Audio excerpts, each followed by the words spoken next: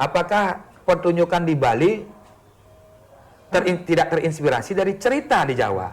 Apakah pertunjukan di Jawa tidak terinspirasi dari budaya Bali? Ini saling melengkapi, Li.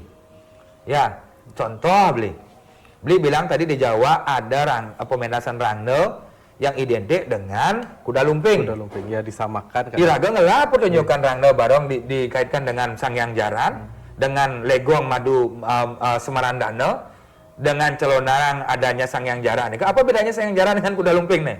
Pacuh, beda bentuk saja tapi fungsi maknanya sama. Ya kan? Terus ada pertunjukan rangno dengan kecaknya sendiri. Dikolaborasi dia masuk di sana. Ada pementasan rangno dengan drama tari celonarangnya. Banyak kok rangno sama barong ini disisipkan dalam sebuah pementasan yang ada di Bali. Kecak bisa masuk, Sangyang Dedari bisa masuk, Sangyang Deling. Tergantung inovasi kreativitas yang dilakukan kebutuhan pentas pada saat itu. Sakral dan propan kembali kepada mandala yantra tantra tersebut. Kan seperti ini kok. Nah, sekarang ketika di Jawa dia terinspirasi, dia menunjukkan ala gayanya dia. Tidak ada masalah.